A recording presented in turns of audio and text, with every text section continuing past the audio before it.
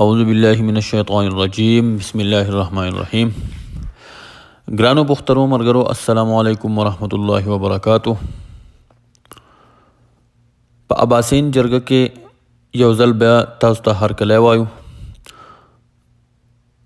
ګرانو ملګرو مخکنی ویډیو کې مونږ د وادي سین تاریخي پس منظر تاسو ته بیان کړی و، اردو کې هم او پښتو کې هم.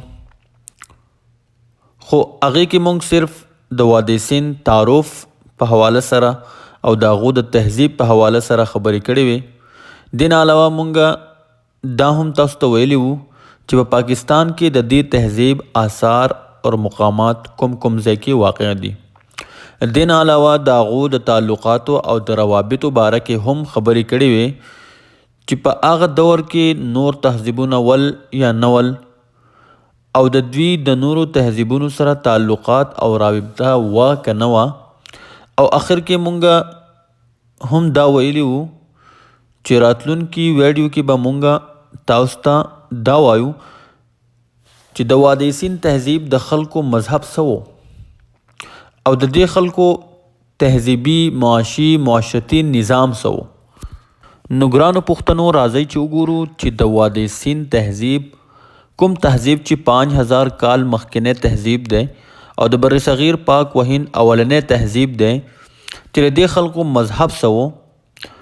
نو تاریخ وایي چې د موهنجدړو اور هړپا نه چې کوم د خاورو کمی مجسمې اور تراش شوي تصویران ملو شوي دي، نو د دې نه دا اندازه لګي چې دې خلکو د دیوی دیوتا او مختلف قسم شایونو عبادت کوو. او د دې نه علاوه د نورو ډیرو مذهبي رسمونو او تهوارونو ثبوتونه ملو شوي دي.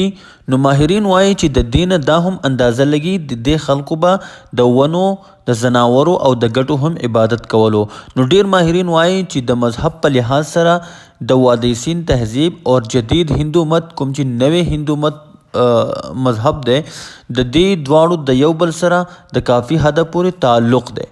یعنی ډیر مذهبي رسومات د وادي سین د تهذیب د خلکو او د هندو مت تقریبا یو شانو او د خلکو به خپل مړي د مختلف رسوماتو تحت خخول او د دین علاوه د خلکو به غسل ډیر زیات اهمیت ورکولو او دا د دوی د مذهبي رسوماتو ډیره غټه حصہ. نو ګرانو ملګرو دا و د وادي سین د تهذیب د خلکو مذهبي پس منظر چې دوی به د مختلف شیونو عبادت کولو د ګټو د ونو زناورو وغیره.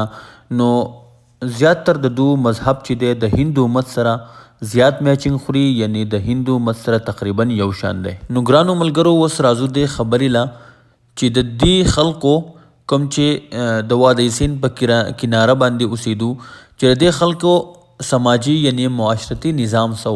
نو معاشرتی نظام په حواله سره ماهرین آثار قدیمه وایي چې د موهنجدړو او هړپا د کندراتو نه چې کوم آثار ملو شوي دي نو هغې نه خو دومره ډیره اندازه نه لګي، خو کوم چې د خاورو مجسمې یا انسانی سر یا کلونې یا نور داسې شیونه ملو شوي دي نو د هغې نه ضرور دا اندازه لګي چې د خلکو معاشرتي زندگی سوا. خو ملګرو دا خبره یاد ساتئ چې د خلکو جنگ جګړې بالکل نه خوښولې او دا خلک ډیر زیات پر امن او خوشحال ول او دوی اتحاد او اتفاق او ورورولۍ سره ژوند تیرولو. او د دې نه علاوه د دو په تمامو طبقو کې د زیوراتو استعمال ډیر زیات عام و، یعنی د دو ښځو او سړو دواړو به زیورات استعمالول. نو ګوتۍ او بنګړي به ښځو او سړو دواړو استعمالول، خو د غوږونو والی یا پازیب به صرف ښځو استعمالول او دا زیورات به د مختلف قسم شایونو نه جوړېدل، مثلا د سرو زرو نه یا د سپینو زرو نه او د هاتي د غاښونو نه د تانبې نه. او دا خبره یاد ساتئ چې دا خلک ډیر پر امن او خوشحاله وو او د پر امنۍ اندازې د دې خبرې نه لګي چې کوم اشیاء یا کوم آلات چې د دې موهنجدړو او هړپا د کندراتو نه ملو شوي دي نو په دغه اشیاء کې د جنگ جګړو څه قسم آلات یا څه قسم مواد نه دي ملو شوي. ګرانو ملګرو اوس راځو چې د دوی شهري منصوبه بندي اور تعمیراتی نظام څنګه و. یعنی مطلب دا چې دوی به کورونه څنګه جوړول او سبای پکې استعمالول او دغه شان دوی د ښارونو تعمیرات څنګه وو. نو د موهنجودړو اور هړپا کنډرات د دې خبرې واضح ثبوت دی چې دا خلک په تعمیراتو او شهري منصوبه بندۍ کې ډیر زیات ماهر وو. او د دې نه علاوه د دوی د کنډراتو او کورونو یو دا هم اندازه لګي چې دا خلک د صحت د اصول نه هم ډیر زیات ښه خبرو. د دې وجې نه دوی په کورونو کې د هوا د پاره ځایونه پرېښودي وو چې هغې کې په اسانه هوا راځي، ولې چې دوی ویل چې د تازه هوا چې کوم ده دا د انسان د صحت دپاره ډیر زیات ضروري ده. د دې نه علاوه د دوی د کورونو نه د تانبې او د خاورو پخې خښتې میلاو شوي دي. نو د دې خبرې نه دا لګي چې په دې زمانه کې د اور د بټو رواج ډیر زیات عام و.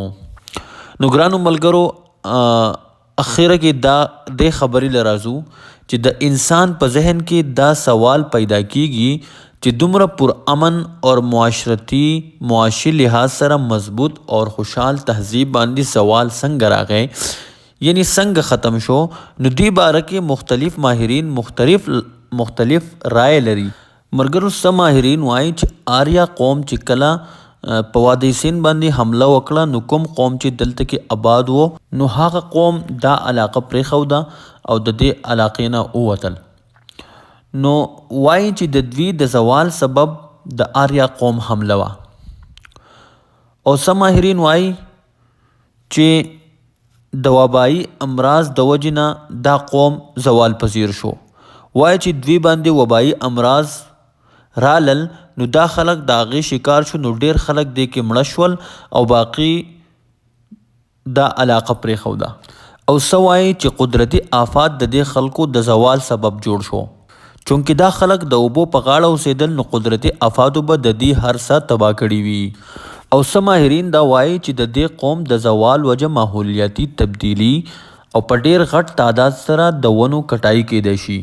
نو ملګرو مختلف ماهرین چې دي هغه مختلف رائے لري، خو په دې ټولو کې د وادي سند د تهذیب د زوال قوي سبب چې دی هغه د آریاو قوم حمله ده. او په دې د ډیرو ماهرینو اتفاق هم دی.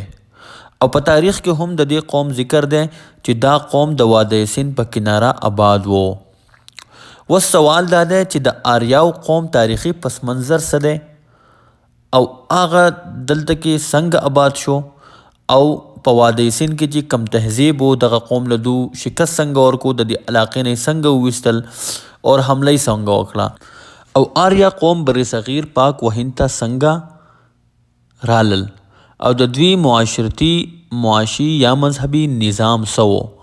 نو ګرانو ملګرو د راتلونکي ویډیو کې به مونږ تاسو سره شیر کوو چې آریا قوم څنګه و، د هغو تاریخي پس منظر څه و او څنګه دلته کې آباد شو او د هغو مذهب څه و وغیره وغیره.